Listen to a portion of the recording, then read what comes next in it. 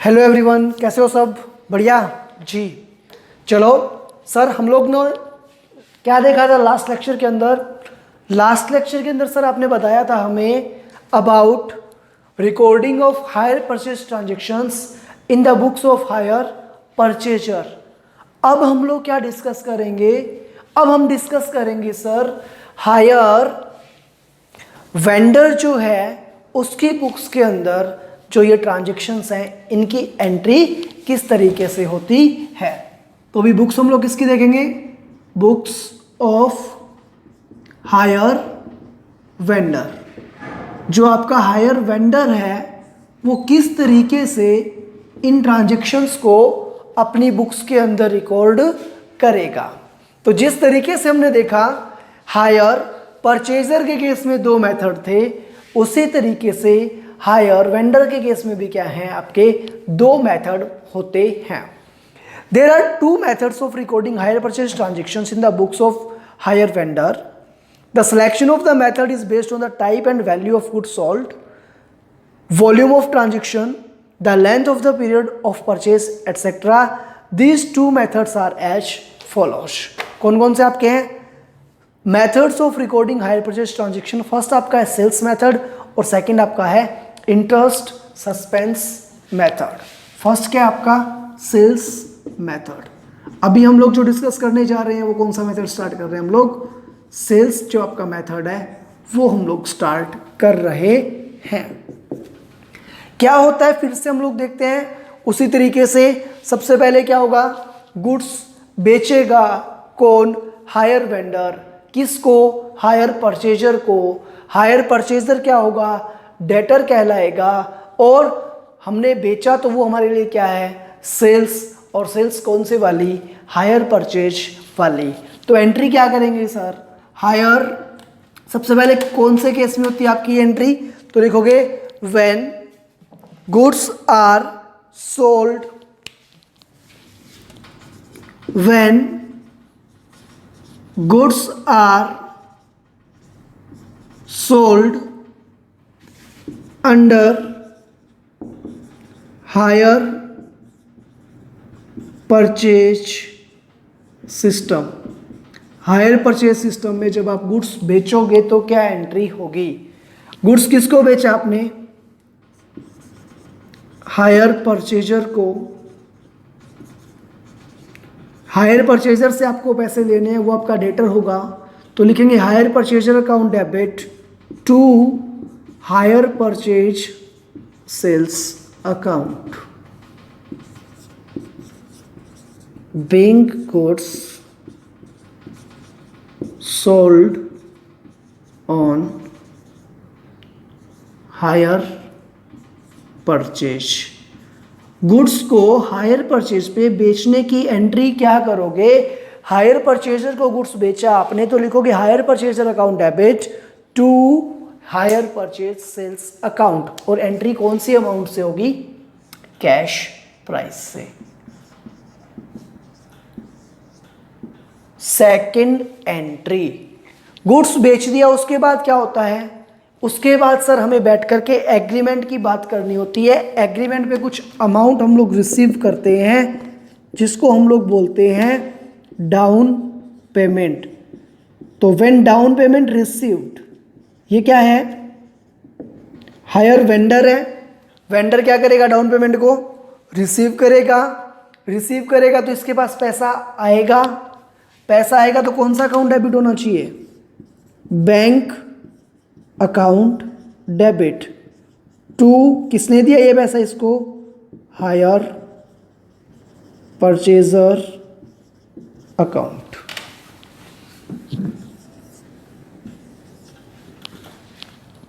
Amount क्या आएगा आपका?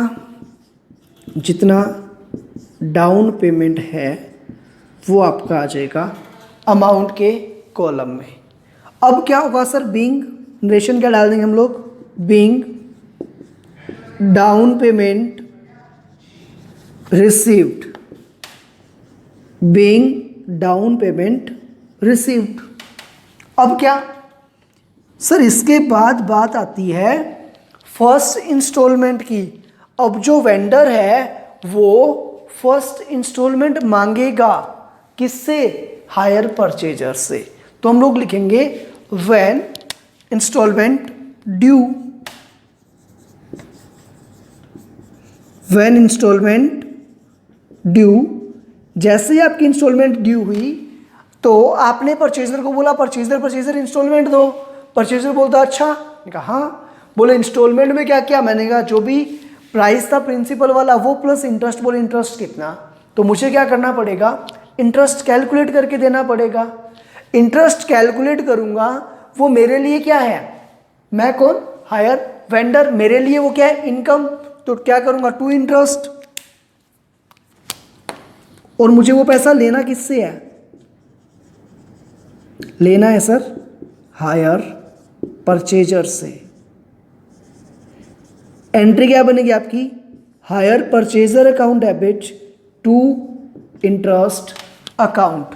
जो भी आपका इंटरेस्ट है इंस्टॉलमेंट के अंदर वो क्या हो जाएगा? वो चार्ज हो जाएगा। अब क्या होगा? अब आप रिसीव करोगे इंस्टॉलमेंट। तो entry number 4, when instalment received. Instalment receive करोगे तो एंट्री क्या करोगे? पैसा आएगा आपके पास, बैंक अकाउंट डेबिट टू, किसने दिया भाई पैसा आपको? हायर परचेजर ने। तो bank account debit to hire purchaser account. कौन सा अमाउंट आएगा आपका? Instalment amount. ये हो गई फर्स्ट इंस्टॉलमेंट रिसीव। अब सर फर्स्ट इंस्टॉलमेंट रिसीव हो गई, ईयर एंड आ गया। ईयर एंड पे क्या है? हमारे पास दो नॉमिनल अकाउंट हमने यूज किए हैं, एक तो इंटरेस्ट का और एक हायर परचेज सेल्स का। हायर परचेज सेल्स कहाँ जाती है? ट्रेडिंग अकाउंट में। और इंटरेस्ट कहाँ जाता है? P&L अकाउंट में। तो हमें यहाँ पे दो एंट्रीज पास करनी पड़ेगी। फर्स्ट जो आपकी नेक्स्ट एंट्री वो लिखेंगे for transfer of interest income. जो आपकी इंटरेस्ट की इनकम है उसको ट्रांसफर करने के लिए क्या एंट्री करोगे? इंटरेस्ट को पहले सर हमने क्रेडिट किया था, अब क्या करेंगे? डेबिट कर देंगे। इंटरेस्ट अकाउंट डेबिट टू, कहाँ जाता है इंटरेस्ट का balance? Profit and loss account में। नरेशन आ जाएगा बीइंग इंटरेस्ट ट्रांसफर्ड टू, कहाँ ट्रांसफर करोगे? Being interest transfer to P&L account. ठीक है, इंटरेस्ट ट्रांसफर कर दिया। अभी भी लेकिन एक चीज ट्रांसफर नहीं हुई। क्या नहीं हुई? Hire purchase sales. कर दो ट्रांसफर। क्या है? For transfer of hire purchase sales. क्या एंट्री करोगे भी? Hire purchase sales account debit to, कहां जाएगी आपकी? ट्रेडिंग अकाउंट में। Hire purchase sales account debit to trading account. ये सारी आपकी एंट्रीज होंगी कौन से मेथड के अंदर? जब वेंडर अपनी बुक्स बना रहा है सेल्स मेथड के अकॉर्डिंग। देखो, it is worth noting that the entire profit on sale under hire purchase agreement is credited to the profit and loss account of the year in which the sale has taken place. हमने जैसे ही assets बेची HP sales, तो ये price हमारी इसके अंदर क्या प्रॉफिट इंक्लूड है? हमारा पूरा का पूरा प्रॉफिट हम लोग क्या उसी ईयर में ट्रांसफर कर देते हैं ट्रेडिंग अकाउंट के अंदर। बट जो इंटरेस्ट है वो कब ट्रांसफर करते हैं? As and when accrued. Interest pertaining to each accounting period is credited to the profit and loss account of the respective year। But जो इंटरेस्ट है हमारा वो क्या है? वो पर्टिकुलर ईयर का ही इंटरेस्ट जो है हम लोग वो उसी ईयर के अकाउंट के अंदर क्या करते हैं? क्रेडिट करते हैं। उसके लिए हमें ऐसा नहीं है कि सारा का सारा इंटरेस्ट एक साथ हम लोग ट्रांसफर कर देंगे। नेक्स्ट है आपका interest suspense method. Interest suspense method हमने देखा था सर हायर परचेजर के केस में भी क्या था, पूरा का पूरा इंटरेस्ट एक साथ रिकॉर्ड करके हम लोग रख लेते थे और जैसे जैसे इंटरेस्ट ड्यू होता था वहां से हम लोग उस वैल्यू को एडजस्ट करते जाते थे। चलो देखते हैं जल्दी से वेंडर के केस में भी ऐसा ही है क्या।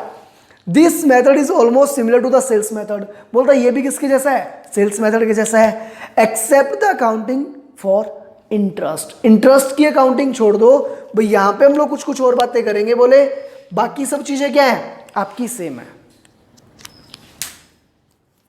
Under this method, the purchaser is debited with full cash price and interest included in the higher selling price.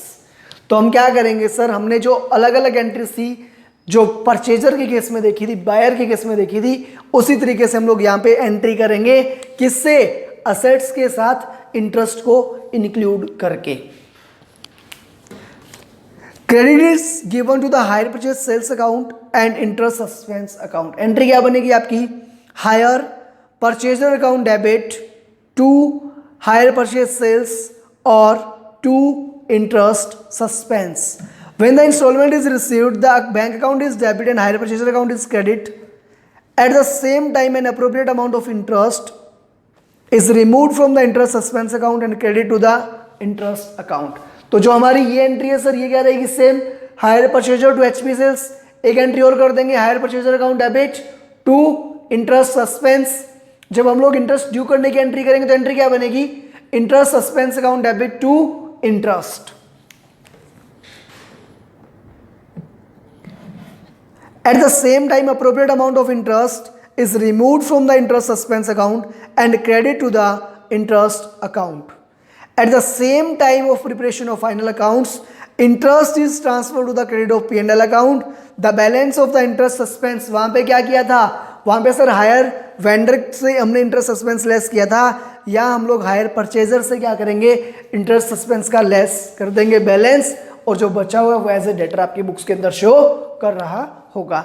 Journal entries क्या है, when goods are sold and delivered under hire purchase. Entry क्या करोगे, hire purchaser account debit to hire purchase sales, और to क्या कर देंगे, to कर देंगे सर हम लोग interest suspense. Down payment receive करोगे तो bank account debit to hire purchaser.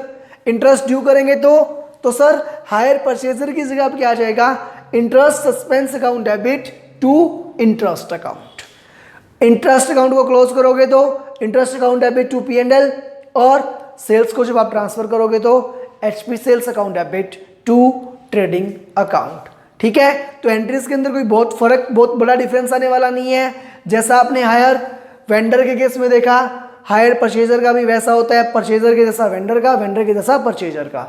दोनों के अंदर क्या है, बस इंटरेस्ट सस्पेंस नाम से एक अलग से अकाउंट ओपन कर देते हैं, जिसके अंदर हम लोग क्या करते हैं, जितना भी हमारा इंटरेस्ट का टोटल अमाउंट है उस अमाउंट का टोटल करके हम लोग एक साथ इंटरेस्ट सस्पेंस अकाउंट के अंदर डाल देते हैं, और फिर धीरे धीरे हम लोग क्या करते हैं, वहां से अमाउंट एडजस्ट करते जाते हैं। आया समझ। नेक्स्ट टॉपिक आपका आता है रीपोजीशन ऑफ गुड्स। सबसे पहली चीज, रीपोजीशन का मीनिंग क्या होता है। जैसा कि हमने देखा था फर्स्ट लेक्चर के अंदर कि हायर परचेजर जो आपका है, हायर परचेज एक एग्रीमेंट होता है जिसके अंदर क्या होगा, जिसके अंदर हायर परचेजर हायर वेंडर को बोलता है कि आप मुझे असेट्स दे दो और मैं आपको उसका पेमेंट कैसे करूंगा, इंस्टॉलमेंट्स में कर दूंगा। ये बात होती है उनके बीच। हाँ जी। तो कई बार क्या होता है, जो हायर परचेजर है वो इंस्टॉलमेंट का पेमेंट टाइमली नहीं करता, या जितनी इंस्टॉलमेंट बनी उन सभी इंस्टॉलमेंट का पेमेंट उसने टाइमली नहीं किया, कुछ डिफॉल्ट वो करता है रीपेमेंट के अंदर। तो ऐसी सिचुएशन के अंदर क्या होता है भाई, ऐसी सिचुएशन के अंदर सर क्या होगा, जो भी हमारा हायर परचेजर है वो अगर पेमेंट नहीं करेगा तो हायर वेंडर क्या करेगा, हायर वेंडर सर रीपोजीशन कर लेगा गुड्स का। हायर परचेजर ने अगर टाइमली पेमेंट नहीं किया किसका, इंस्टॉलमेंट्स का तो हायर वेंडर क्या करता है, जो गुड्स है वो वापस उठा करके ले जाने के राइट रखता ही है, और अगर वो गुड्स को वापस उठा करके ले आता है, उसका पोजीशन वापस ले लेता है, तो उसको हम लोग कहते हैं रीपोजीशन। किसी भी गुड्स का कंट्रोल वापस अपने पास लेना। क्यों? क्योंकि हायर परचेजर ने टाइमली इंस्टॉलमेंट का पेमेंट नहीं किया, इसलिए। ठीक है, चलो। In a hire purchase agreement, the hire purchaser has to pay up to the last installment to obtain the ownership of goods। भी हमने देखा था हायर परचेजर को ओनरशिप कब मिलेगी, जब जितनी इंस्टॉलमेंट है उन सभी इंस्टॉलमेंट का अगर पेमेंट कर दिया उसने तो उसे ओनरशिप मिल जाएगी। बट अगर उसने एक भी इंस्टॉलमेंट का पेमेंट नहीं किया तो ओनरशिप नहीं मिलेगी।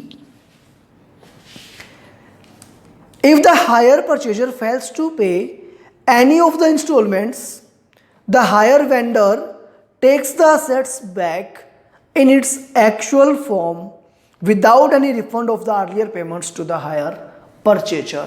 भाई अगर हायर परचेजर ने पेमेंट नहीं किया तो जैसी असेट्स है वैसी उठा करके ले आएगा कौन, हायर वेंडर, और उसके बदले एक फुटी कौड़ी भी नहीं देगा।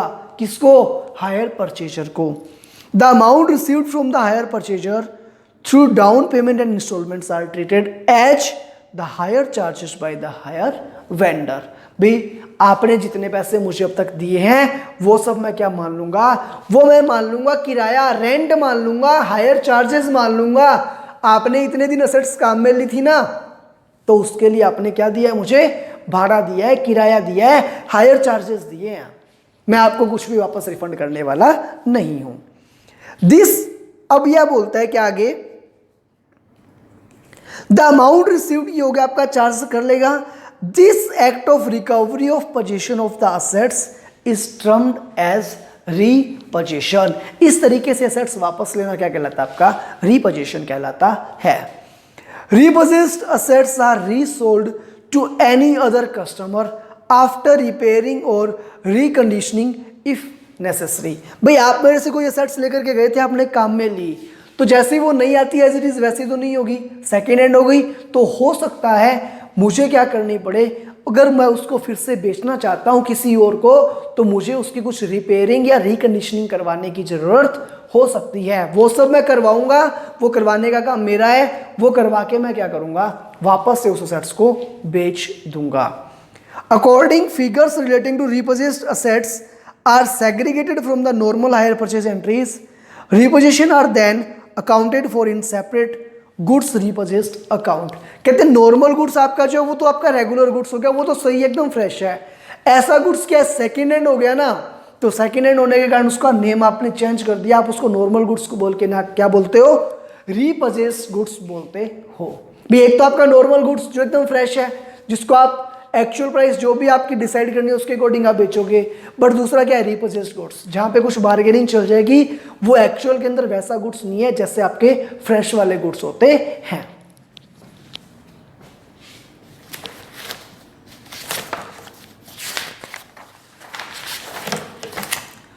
So far as the repossession of assets are concerned, the hire vendor can take back the whole of the assets or a part thereof depending on the agreement between the parties। The former is called complete repossession and the latter is called partial repossession। अब repossession क्या है, दो तरीके के होते हैं, एक तो complete और दूसरा partial। complete में क्या होगा, complete के अंदर सर जितना भी सामान दिया था, जो भी assets आपको दी थी, वो एज इट इज पूरी की पूरी मैं उठा करके वापस ले आऊंगा। बट पार्शियल के अंदर क्या होगा, आप मेरे से 4 चीजें लेकर के गए थे, मेरे को लगा भी ठीक है 1.5 चीज के पैसे आ गए, लगभग कुछ मेरे को यूं लगता है 2 चीजें अगर वापस ले लूंगा मैं तो मेरे पैसे कंप्लीट हो जाएंगे। तो अगर जितनी असेट्स बेची थी पूरी की पूरी असेट्स, आप जितनी भी नंबर ऑफ असेट्स आपने बेची थी सारी वापस ले, दैट्स कॉल्ड कंप्लीट रिपोजीशन। बट आप जितनी असेट्स बेची थी उसमें से कुछ असेट्स लेकर के आ जाते हो, सारी असेट्स नहीं लेकर के आते, तो उसको हम लोग क्या बोलते हैं, उसको हम लोग बोलते हैं partial रिपोजीशन। Complete repossession, the hire vendor close hire purchaser's account by transferring balance of the hire purchase account to goods repossessed account। कहता जी आज के बाद क्या है, मैं आपसे पैसे मांगता था, आप पैसे नहीं दे रहे, तो जो भी असेट्स पड़ी है उठा करके वापस ले आऊंगा। अब ना आपके पास असेट्स बची और ना ही मेरी बुक्स में आप बचे डेटर, पहले क्या थे, डेटर थे, डेटर को खत्म कर दो, क्या कर दो, क्रेडिट कर दो, और क्या हो गया, और मैं गुड्स लेकर के आ रहा हूं वापस, उस गुड्स के लिए मैं क्या करूंगा, मैं रिपरचेज्ड गुड्स अकाउंट को डेबिट कर दूंगा। The higher purchaser closes the vendor account by transferring the balance of higher vendor account to the higher purchase assets and then finding the profit and loss on repossession in asset account. अब क्या है, higher purchaser close the higher vendor's account.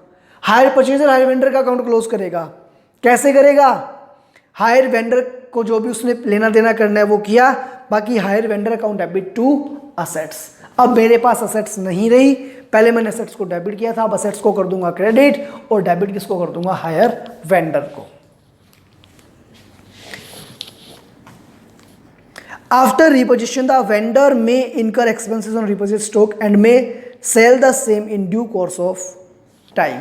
उसके बाद क्या है, vendor ने goods वापस आ गया, उस पर खर्चे किए, और उसके लिए हमने एक अलग से नेम रखा है। क्या नेम रखा हमने, रिपोजिट्स गुड्स। तो आप अगर किसी भी रिपोजिट्ड असेट्स पे एक्सपेंस करोगे तो एंट्री क्या बनेगी, repossessed goods account debit to क्या होगा आपका, टू होगा सर हमारा repossessed goods account debit to cash और बैंक। ठीक है, तो इससे क्या होगा, जो भी रिपोजिट्ड गुड्स है उसकी वैल्यू आपकी इंक्रीज हो जाएगी।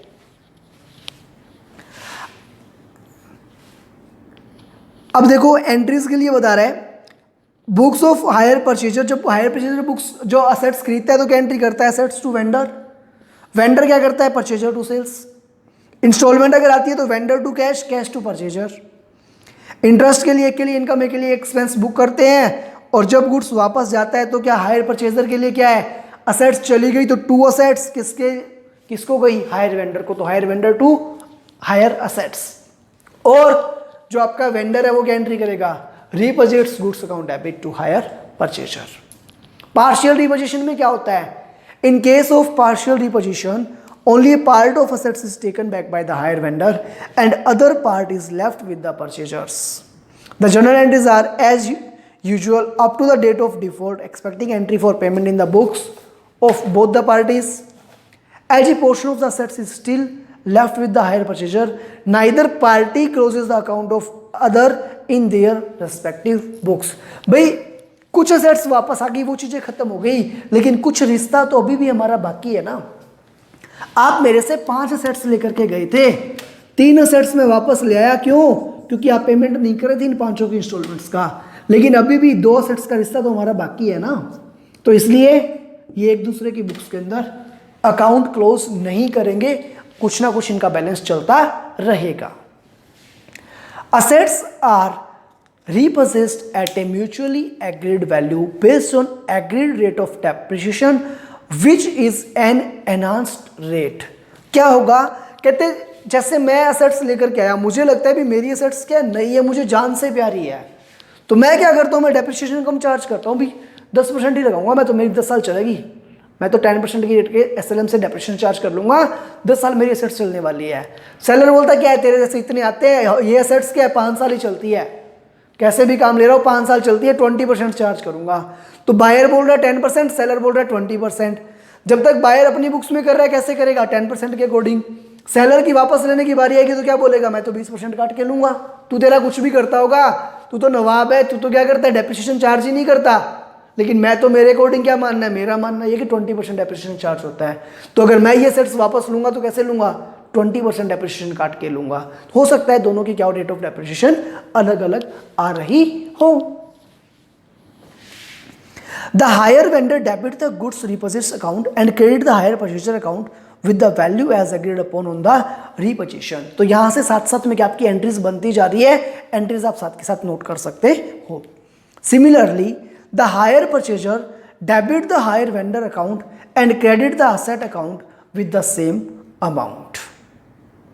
If the repository's value is less than the book value of the assets which is repossessed, the difference is charged to the profit and loss of the higher purchaser as loss on surrender. For the remaining portion of the assets linked with the higher purchaser applies the usual rate of depreciation and show the assets account as its usual written down value। ठीक है, अब हमारा आता है sir illustration number 8। करें start. चलो अब हम लोग देखते हैं हमारा इलस्ट्रेशन नंबर 8 क्या बोलता है भाई। आपका इलस्ट्रेशन नंबर 8 देखो,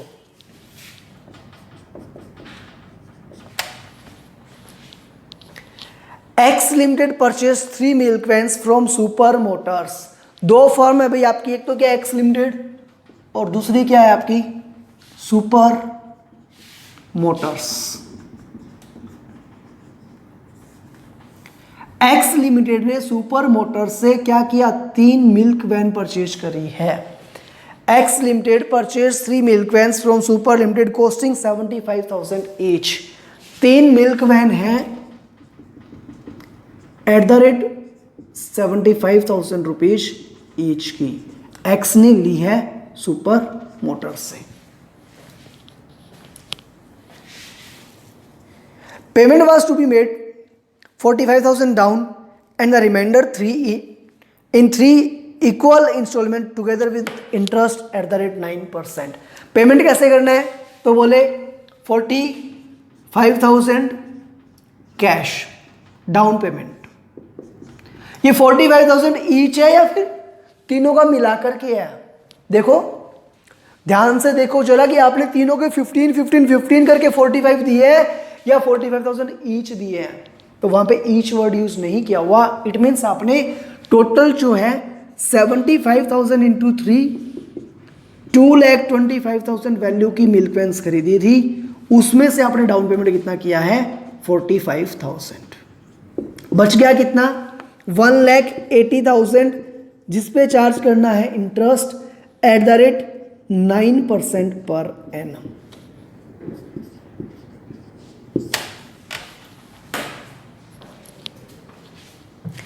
X limited writes off depreciation at the rate 20% on the dimensioning balance।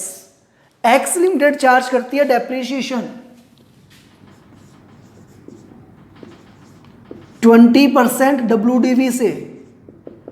ठीक है जी, कोई बात नहीं, अब खुद की एसेट्स 20% से चार्ज कर लेता है। It paid the installment at the year end of first year। It paid the installment at the end of first year but could not pay the next। तो बात ऐसी है, इंस्टॉलमेंट थी हमारी 3, फर्स्ट सेकंड एंड थर्ड। बोले first तो सही है, सेकंड नहीं दी तो थर्ड पे तो जाने का सवाल ही नहीं होता। ठीक है चलो, super motor agree to leave 1 milk van with the purchaser adjusting the value of other 2 milk vans against the amount due। कहते हैं भाई ये काम करूंगा, 3 असेट्स लेके गए थे ना, 3 मिल्क वैन, 2 तो ले आऊंगा उठा के वापस, 1 रख लो, 2 मेरे पास रहेगी, 1 आप अपनी वापस रख लो। 1 को आप काम लेते रहो, 2 मैं मेरी लेकर के जा रहा हूं। कैसे? The milk vans were valued on the basis of 30% depreciation annually on written down value basis। मैं depreciation चार्ज करूंगा ना, कैसे करता हूं मैं, तो 30% लगाता हूं। कौन से मेथड से? 30% on written down value basis। ठीक है भाई, क्या बोला आगे? X Limited settled the sellers due after 3 months। X Limited ने उसके बाद क्या किया, जो भी ड्यू था वो 3 महीने बाद पेमेंट कर दिया। You are required to give necessary journal entries and the relevant accounts in the books of X limited. आपको एक्स लिमिटेड की बुक्स में सारा काम करना है। सुपर मोटर कौन है? वेंडर। एक्स लिमिटेड कौन है? परचेजर। बायर की बुक्स के अंदर आपको एंट्री करनी है। बायर्स जब असेट्स परचेज करेगा तो सबसे पहले क्या एंट्री करेगा? देखो फर्स्ट एंट्री क्या होगी? Milk van account debit to super motors. Date of purchase क्या है? देखो भाई जल्दी से, X limited purchased date of purchase कुछ भी नहीं है, तो आप लिख दो केवल यहाँ पे सिंपली फर्स्ट ईयर में हमारी एंट्री होगी ये वाली, milk van account debit to super motors. कितने की आपकी मिल्क वैन? मिल्क वैन है सर 75,000 की एक, तो 75,000 इंटू 3, 2,25,000। बिंग क्या किया आपने? असेट्स परचेज्ड किस पे? On hire purchase basis. हमने असेट्स परचेज करी सर हायर परचेज बेसिस पे, ठीक है। उसके बाद क्या करना है सर? उसके बाद किया डाउन पेमेंट। उसके बाद क्या किया? Down payment. तो लिखेंगे on down payment. Down payment पे क्या एंट्री हुई थी भाई? पैसे दिए थे सर 45,000 रुपीज। किसको? सुपर मोटर्स को। तो super Motors account debit to cash, या फिर बैंक कर सकते हो आप, 45,000 रुपीज। ये तो हिसाब किताब हो गया जी इनका एग्रीमेंट की डेट का। असेट्स थी 2,25,000 की और हमने डाउन पेमेंट कर दिया 45,000 रुपीज। ये तो फर्स्ट ईयर के स्टार्ट की बात। अब सर क्या है? एंड आएगा फर्स्ट ईयर का। फर्स्ट ईयर के एंड पे सुपर मोटर को आई याद, किसकी? एक्स लिमिटेड की। अरे कुछ बेचा था एक्स लिमिटेड को, कुछ पैसे मांगते हैं। कितने? 1,80,000 मांगते हैं। एक्स लिमिटेड वालों लाओ इंस्टॉलमेंट दो। कितनी? बोले इंस्टॉलमेंट आपने कहा था 3 देंगे, तो 1,80,000 डिवाइड बाई 360,000 की तो बनती है इंस्टॉलमेंट ये, प्लस इंटरेस्ट। इंटरेस्ट कितना? 1,80,000 का 9%, 16,200। अच्छा इंटरेस्ट कितना? 16,200। बुक्स में रिकॉर्ड किया हुआ है क्या पहले का? नहीं किया हुआ, करो रिकॉर्ड। किसकी बुक्स है भाई? बुक्स किसकी बुक्स में एंट्री कर रहे हो? Books of X limited. X limited क्या है आपका? परचेजर। परचेजर के लिए इंटरेस्ट क्या है? एक्सपेंस। तो एंट्री क्या करोगे? इंटरेस्ट अकाउंट डेबिट टू, पैसा किसको देना है? Super Motors 16,200, 16,200 being interest due. अच्छा जी, अब ख्याल आया एक्स लिमिटेड को, बोले अच्छा आपका इंटरेस्ट ड्यू हो गया, इंस्टॉलमेंट आ गई। हाँ हाँ आ गई ना, चलो पेमेंट कर देते हैं। कर देते हैं पेमेंट ना, फर्स्ट इंस्टॉलमेंट में तो कोई दिक्कत ही नहीं है, कर दो payment. Super Motors account debit to cash और bank 76,200, 76,200 being instalment payment made, या being payment of instalment made. हमने इंस्टॉलमेंट का पेमेंट क्या किया? कर दिया। अब क्या? कुछ नहीं सर, 1 साल पूरा हो गया तो डेप्रिसिएशन चार्ज कर दो। अच्छा चलो जी कर देते हैं डेप्रिसिएशन चार्ज। डेप्रिसिएशन चार्ज करने की एंट्री क्या करेंगे? Depreciation account debit to milk van account. लेकिन सर लड़ाई है कि यहाँ पे क्या लड़ाई है? ये कहता 20%, वो कहता 30%। मैंने कहा बुक्स किसकी? एक्स की। तो किसकी चलेगी? एक्स की। भाई कुछ भी बोलता रहे, सुपर मोटर कुछ भी बोलता रहे, मुझे क्या करना है? बुक्स किसकी है? एक्स की। रेट ऑफ डेप्रिसिएशन किसकी लूंगा? एक्स की। अभी किसकी लेनी है? एक्स की। कर दो चार्ज।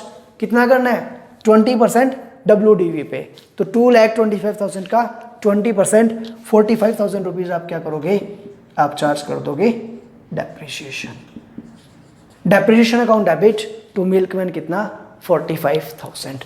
सर 2 एक्सपेंस है और 2 एक्सपेंस आपने चार्ज किए हैं, इनको ईयर एंड पे हम लोग ट्रांसफर करते हैं कहाँ पे? P&L में। तो कर दो transfer.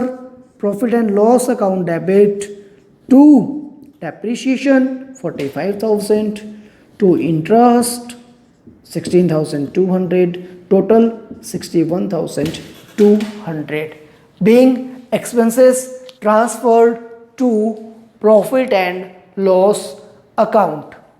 Being expenses transferred to profit and loss account. Year 1 की बातें हमारी क्या हो गई, कंप्लीट हो गई. अब कहाँ चलना है, अब जाना है सर ईयर 2 में. ईयर 2 में क्या, पूरे साल हमने सेट्स काम में ली होगी. हाँ जी सर, तो पूरे साल का डेप्रिसिएशन चार्ज कर दूं, कर दो. डेप्रिसिएशन चार्ज करने की एंट्री क्या करेंगे, depreciation account debit to milk van account. कितना असेट्स थी सर आपकी, 1,80,000 का बैलेंस 225 की थी, माइनस हमने डेप्रिसिएशन चार्ज किया था 45,000, बच गई 180 की इंटू 20%, 36,000 का हमें चार्ज करना है डेप्रिसिएशन. तो depreciation account debit to milk van account कितना, 36,000 रुपीज. ठीक है. अब बात आई, अब आया इसके पास कौन, पैसे मांगने, सुपर मोटर्स. सुपर मोटर्स बोला इंस्टॉलमेंट दो, एक्स बोला इंटरेस्ट कितना, बोले अभी बताता हूं, बताओ भाई कितना. तो 1,80,000 माइनस 60,000, 120 पेंडिंग था इंटू 9%. बोले जी इंटरेस्ट आपका 10,800 रुपए का. मैंने कहा अच्छा पूरे साल का इंटरेस्ट कितना बन गया, 10,800. तो नेक्स्ट एंट्री करोगे आप, interest account debit to super motors. लेकिन सर सेकेंड इंस्टॉलमेंट तो दी नहीं थी, दी हो ना दी हो, पूरे साल आपने सेट्स काम में ली या नहीं ली ना, तो उसका डेप्रिसिएशन चार्ज किया हमने, और पैसा साल के लास्ट में मांगने आ रहा है, तो उस ईयर का इंटरेस्ट लेगा या नहीं लेगा, वो तो चार्ज करेगा ही सर. तो इंटरेस्ट कितना चार्ज करेगा वो, 10,800 रुपीज का. ठीक है, इंटरेस्ट कितना आ गया आपका, 10,800 रुपीज का. अब लड़ाई स्टार्ट हुई, पैसा मांगा, इंटरेस्ट ड्यू भी करवा लिया. हाँ भाई पैसा दे, बोला नहीं है पैसा, एक्स लिमिटेड पेमेंट नहीं कर रहा. तो कैलकुलेट करते हैं पहले कि इन दोनों का हिसाब किताब क्या चल रहा है. पहले हम लोग देखें कि इनका हिसाब किताब चल क्या रहा था, जो ये सब इतना करके ये बैठे थे. मैंने कहा सबसे पहले हम लोग देखते हैं सुपर वैन जो आपकी है, जो मिल्क वैन है, उसके अकॉर्डिंग एक्स की बुक में सिचुएशन क्या है और सुपर मोटर जो है वो क्या कह रहा है. एक जो असेट्स है उसकी वैल्यू है 75,000 रुपीज. दोनों एक ही बात एग्री कर रहे हैं, ठीक है. अब एक्स ने बोला मैं डेप्रिसिएशन चार्ज कर रहा हूं 20% से. तो मेरे अकॉर्डिंग फर्स्ट ईयर के एंड में एसेट्स की वैल्यू 60,000, सेकेंड ईयर भी मैंने एसेट्स पूरी काम में लिए, ईमानदारी से बता रहा हूं. तो पूरा साल का डेप्रिसिएशन चार्ज कर लो, मेरे हिसाब से एसेट्स की वैल्यू 48,000 है. सुपर मोटर बोला भाई तेरा दिमाग खराब है क्या, 20% नहीं 30% चल लगता है यार डेप्रिसिएशन, तेरे को इंडस्ट्री का पता ही नहीं है. अच्छा, हमारे अकॉर्डिंग फर्स्ट ईयर के एंड में 52,500 रुपये वैल्यू.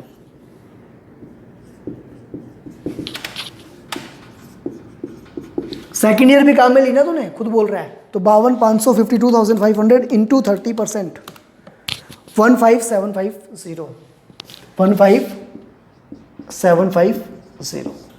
मेरे अकॉर्डिंग इस एसेट्स की वैल्यू कितनी है, मेरे अकॉर्डिंग एसेट्स की वैल्यू है 36,750.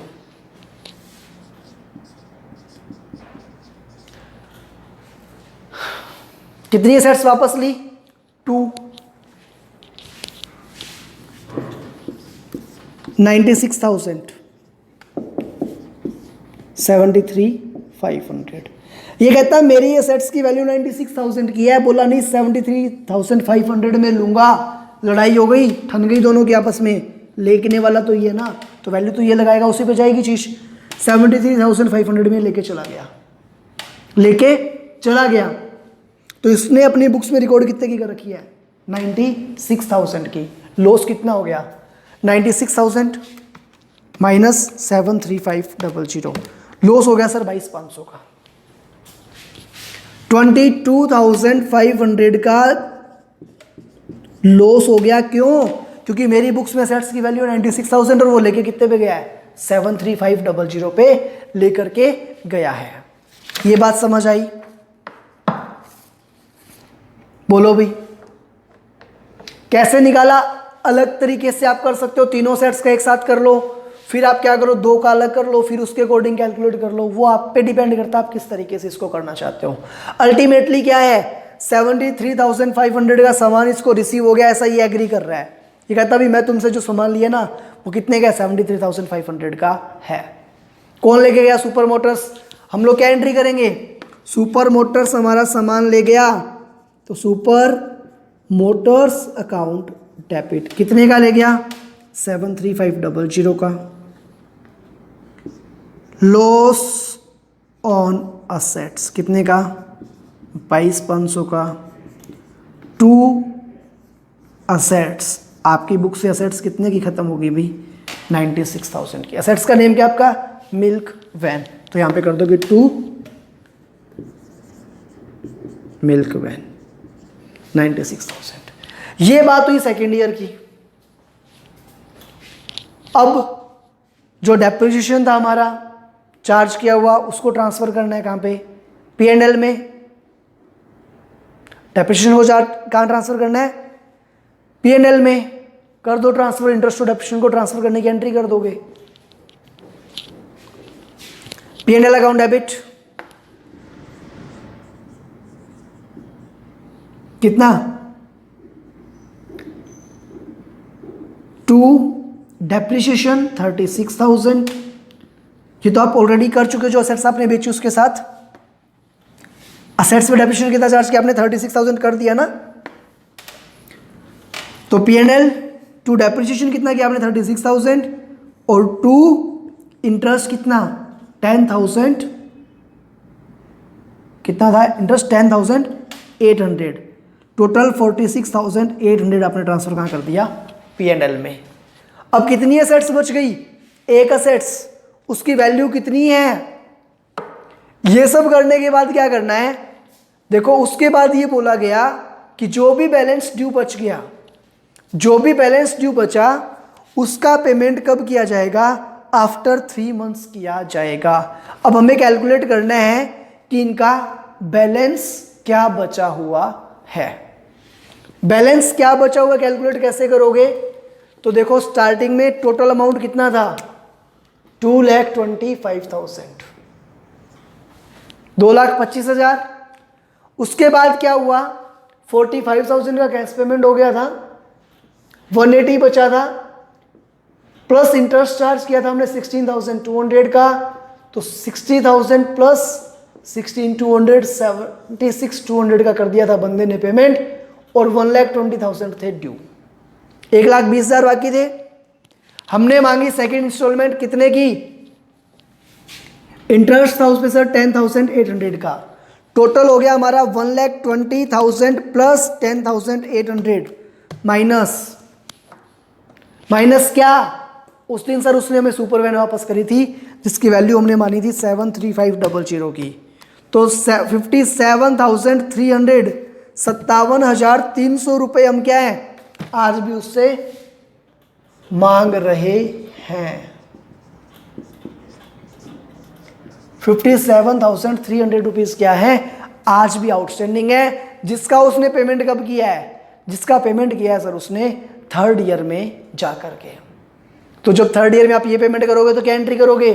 Super motor account debit to bank 57,300 और ईयर एंड पे चार्ज कर दोगे डेप्रीशिएशन। डेप्रीशिएशन कितना? एक असेट्स का, एक असेट्स कितने की है? 48,000 की इंटू 20%, 9600 क्या लग जाएगा आपका डेप्रीशिएशन। तो ये इस तरीके से आपको ये काम करना है। जर्नल एंट्री सारी मैंने आपको बता दी, वर्किंग सारी आपको क्लियरली एक्सप्लेन कर दी गई है। आपको जो भी अकाउंट्स हैं इनके, वो अकाउंट्स खुद को प्रिपेयर करने हैं। किसी भी टाइप के कोई डाउट्स आपके रहते हैं तो वो आप पूछ सकते हो, कोई दिक्कत नहीं है। सारे कंप्लीट अकाउंट्स आप बनाओगे, बैलेंस शीट की प्रेजेंटेशन आपको देखनी है। कोई भी आपको डाउट रहता है आप लोग पूछ लेना, ठीक है। मिलते हैं नेक्स्ट लेक्चर के अंदर। आज के लेक्चर में इतना ही, तब तक के लिए bye bye, good day, take care.